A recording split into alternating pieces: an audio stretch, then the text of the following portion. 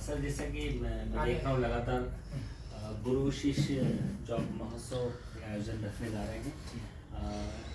आजकल से ये चीज़ें देखने को बहुत कम मिलती हैं और इस तरह का जो प्रकल्प आपके मन में आया है ये किस तरह का आयोजन है और किन उद्देश्यों को लेकर आप करने जा रहे हैं? बिल्कुल सही बात है सर कि ये देखने को नहीं मिलता है और बड़ा विचित्र बात है। ऐसे तो गुरु पूर्णिमा के दिन ही ये आयोजन बड़ा होना चाहिए, पर मैंने इसलिए इसको रखा है कि वाकई में गुरु शिष्य के बीच में जो दूरियां है, बहुत दूरियां बढ़ती जा रही है। हमारा आश्रय क्रांति अभियान परिवार नित्य नए काम नए आयाम के साथ कार्य करता आया है और हम लोग 25 तारीख को रविवार को गुरु शिष्य परंपरा का शानदार आयोजन करने जा रहे हैं। हमारा लक्ष्य एक सनातन धर्म को जागृत करना, वहाँ की कई चीज़ें हैं जो दुविधा में हैं, यानी जैसे गुरुकुल परंपरा पहले थी, बच्चे सुनते थे, बच्चे में संस्कार आते थे, शास्त्रों का अध्ययन भी होता था।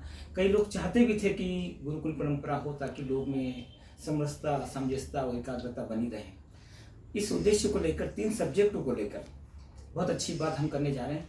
इंदौर के वरिष्ठ योगाचार्य doctor Bange sir, doctor Nisha Joshi, doctor Chandrashekhar Azad sir, doctor Hemant Sharma sir, doctor Mohammad sir, doctor Manoj sir, ये बहुत अच्छे विचार, काफ़ी अनुभवी लोग हैं, इस पर विचार डालेंगे और निश्चित ही आस्था योग परिवार के माध्यम से हम लोग इसको आगे एक सनातन प्रथा को आगे ले जाने का प्रयास करेंगे। और सर इसका मुख्य रूप से जैसे कि आपने बताया कि 6 वक्ता मुख्य रूप से यहाँ पर कार्यक्रम में आ रहे हैं, तो इसका उद्देश्य क्या है सर? सर उद्देश्य यही स्पष्ट है कि योग में कई विकृति और भ्रांतियां हैं। हम लोग समझते थे कि योग बड़ी अच्छी चीज़ है और ऋषि मुनियों के सनातन धर्म का बड़ा उपचार है और शास्त्रों में योग का ही महत्व है। कहीं न कहीं हमारे ऋषि मुनियों के त्याग तपस्या बलिदान की इस धरती पर हमें योग मुक्त मिला है और ऋषि मुनियों ने पहले से फैसला कर लिया कि आने वाले दिनों में इसकी आवश्यकता होगी। तो हम उस सनातन को जागृत करने के लिए गुरुकुल परंपरा को आगे लाने के लिए निश्चित ही हम अच्छा प्रयास कर रहे हैं कि इस प्रयास के माध्यम से समाज के जन जन तक पहुँचे।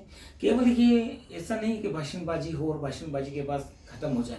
यूँ तो हमने किताब में भी पढ़ा है तो बहुत सारी चीज़ें गुरु शिष्य के बारे में लिखी है, पर कहीं न कहीं मैंने इसके लिए 100 आचार्य को बुलाया है और 100 लोग हमारे योग साधक रहेंगे आस्था क्रांति अभियान परिवार के।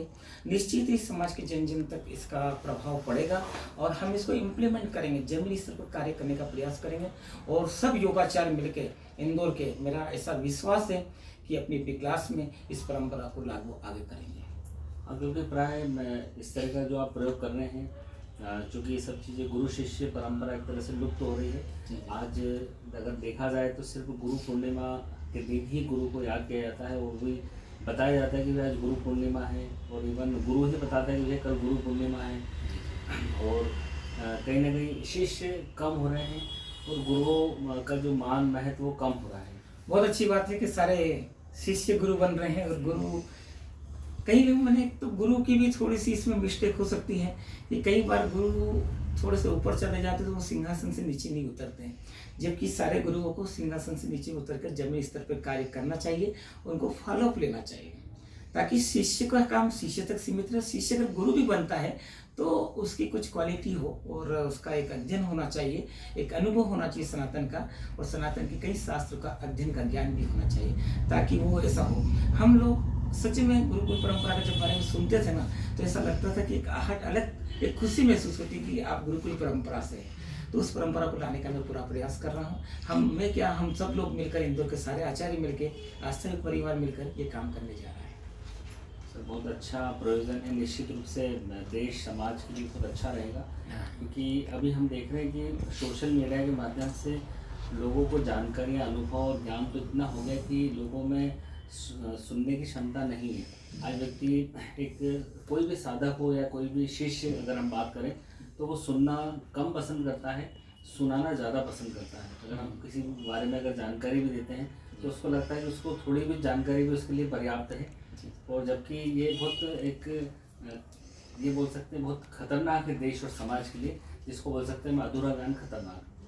बिल्कुल सही बात है सर। मैं कई बार बोलता हूँ कि लोग बड़े राधा स्वामी सच्चे होते हैं, इसके पहले भी कई लोग वो लोग सच्चे होते हैं, फिर राधा स्वामी सच्चे होते हैं, फिर हमें लगता है कि नहीं यार योग वाले सब सच्चे, पर योग में भी कहीं न कहीं विकृति आई है जिसमें हमें सुधार करने की बहुत आवश्यकता है और हम निश्चित ही इस पटल पर कार्य करेंगे और सुधार होगा, होके रहेगा, ऐसा विश्वास है।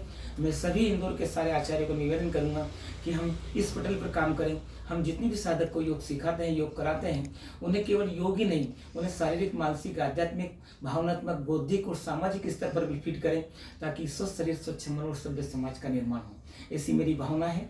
ये कार्यक्रम 25 तारीख को होने वाला है और निश्चित ही हम इस कार्यक्रम को अच्छे अंजाम तक पहुंचाएंगे।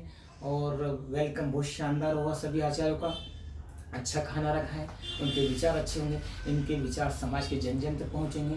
हम इलेक्ट्रॉनिक मीडिया का भी प्रयोग करेंगे और सारा सोशल मीडिया का प्रयोग कर कर एक जनमानस को इस पटल पर लाने का प्रयास करेंगे। सर निश्चित रूप से इस तरह का प्रयोग देश और समाज के लिए बहुत अच्छा रहेगा। बहुत शुभकामनाएं आपको। जी सर, धन्यवाद सर। बहुत बहुत धन्यवाद सर।